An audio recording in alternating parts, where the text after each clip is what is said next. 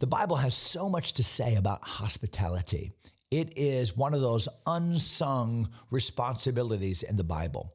To be hospitable means that we just have an open heart toward people, even people we have not met before. There's one great shining example of hospitality in 2 Kings, and we're going to talk about her today. Listen in. Welcome to Everyday Truth with Kurt Skelly. We believe the Bible is true and relevant to everyone, everywhere, every day. If today's conversation is a help to you, take a moment to leave a review or share it with a friend. Thanks for listening. Now, let's join Kurt for today's episode. Hey friends, welcome back. I'm back here in the studio here at Fredericksburg, Virginia. We're in 2 Kings chapter 4, as you know, and I want to direct your attention to verse 8. So we're in the ministry of Elisha.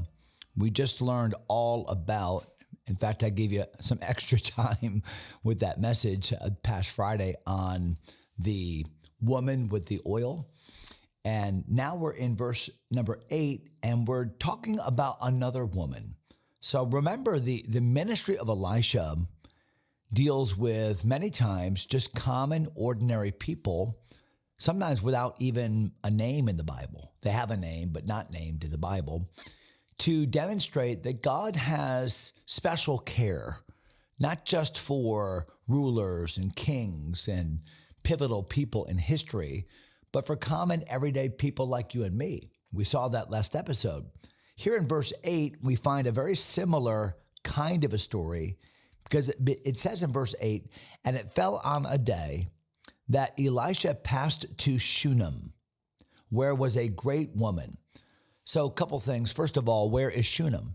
Shunem is right in the heart of the valley of Jezreel, sometimes called, depending on where you are in the valley of Armageddon.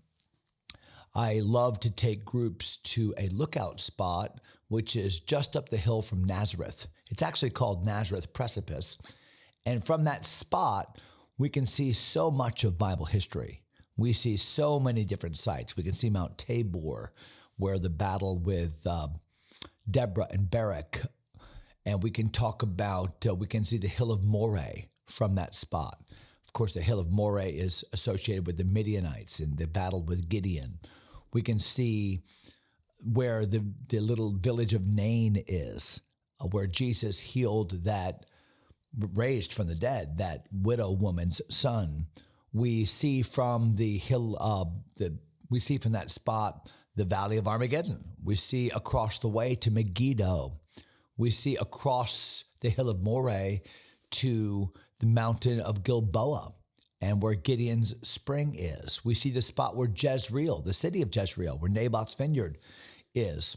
We look all the way across the valley and see Mount Carmel, where Elijah stood against the prophets of Baal, and on and on. There are so many different spots you can see from that one vantage point. One of the places I love to point out from that vantage point is the little city of Shunem, which is nestled right along the northwestern side of the Hill of Moreh. So centrally located in the valley, it would be a stopping place. It would be a good place to stop along the journey as you would travel really northeast, south, or west. So it was here in verse number 8 that Elisha passed to Shunem. There was a great woman, great in the sense of probably a woman of some means and some respect. We'll find out later. She had audience with the king later in her life.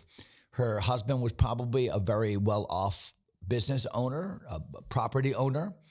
But the Bible says in verse number 8, more important than her greatness in any physical sense, in any financial sense, was the fact that she had a great heart for hospitality. Because it says in verse number 8, she constrained him to eat bread. So constrain means I'm not going to take no for an answer. We all have somebody like that in our life. Maybe your grandma was that way. You're going to sit here and you're going to eat. You're not going to go anywhere until I fill your belly. Yeah, that was this woman. She just had this ministry of caring for others. And Elisha was a recipient of that ministry. So it says in verse 8, and so it was that as oft as he passed by, he turned in thither to eat bread. So this became a regular occurrence. Elisha often would pass by that place. He knew that she had a spirit of hospitality. She had made it very clear, you will not pass through my town without stopping in, and she would feed him. So this became a ministry that she engaged in to Elisha. And I just want to say that as a traveling pastor myself, I am so grateful for the hospitality of people from here and there, often people that you would never know or meet that have been so hospitable to me, have opened their homes, have opened their kitchen, have opened their hearts to me and to others. That was this woman. And it says in verse number 9 that she said to her husband, "Behold now, I perceive that this is an holy man of God, which passeth by us continually." Now that's an amazing verse, because what that tells me is that she was not opening her home to Elisha initially because she thought he was a great man of God. No, she learned that he was a great man of God because she opened her home continually. So she didn't have a spirit of respect of persons. It wasn't like, well, he's a famous preacher, so I'll care for him.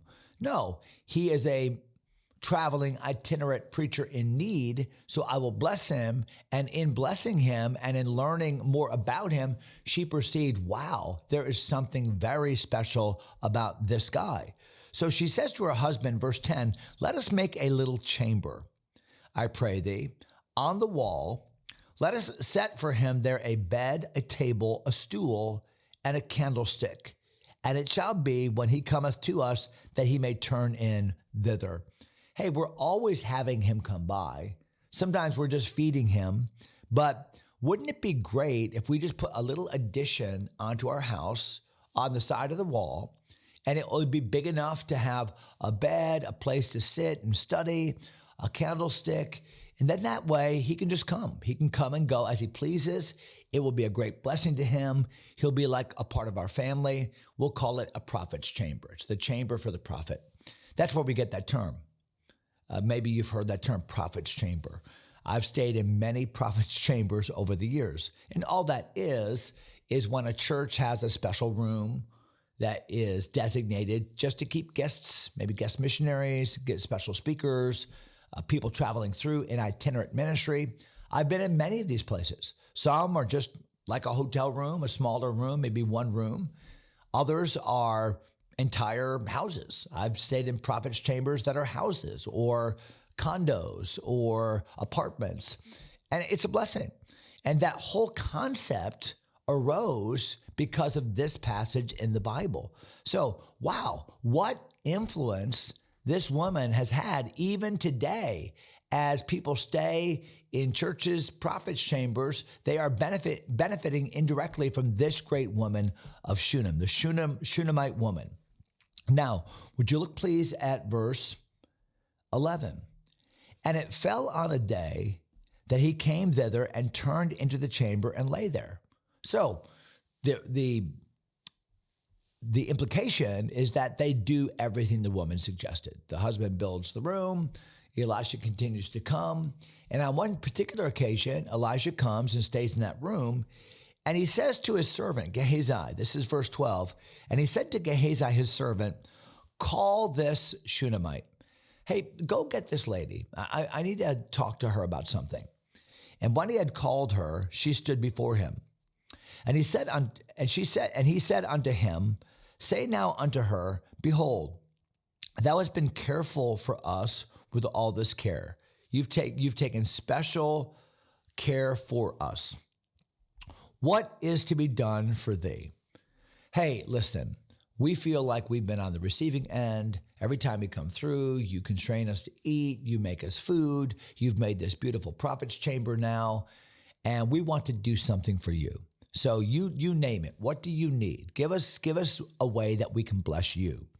And true to form, it says, well, actually, let me just read the suggestions. So then Elisha said, "Wouldst thou be spoken for to the king or to the captain of the host?"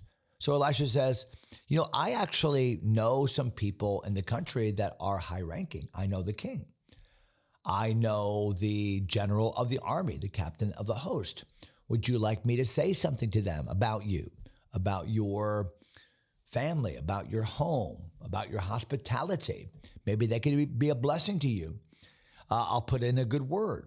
And she answered, I dwell among mine own people. So no, thank you.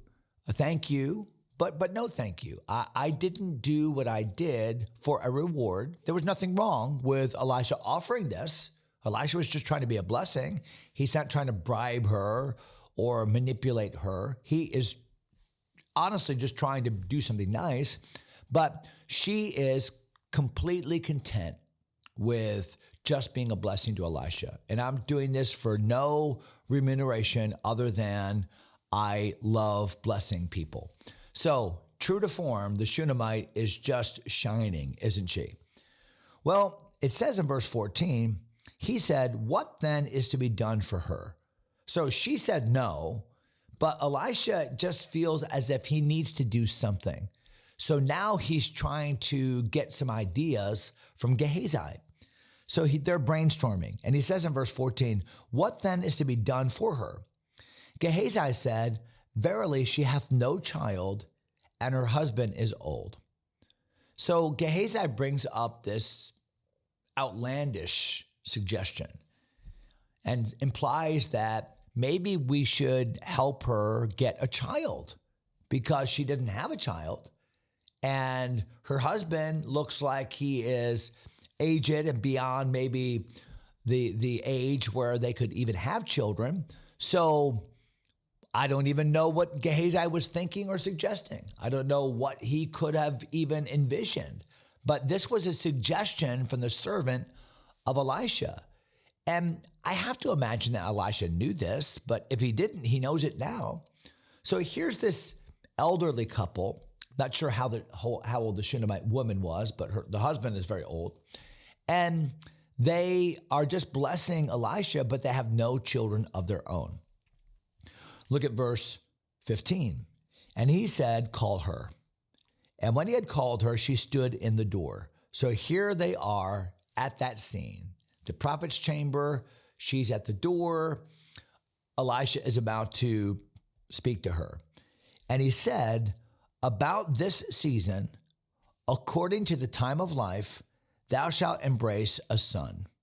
And she said, nay, my Lord, thou man of God, do not lie unto thine handmaid. So very interesting. Elisha takes the suggestion of Gehazi, and in the word of the Lord, with the power of God, obviously this is a miracle, he tells this woman, hey, next year about this time, you are going to be pregnant with a son. And wow, or going to have a son. Next year about this time, you'll have a son.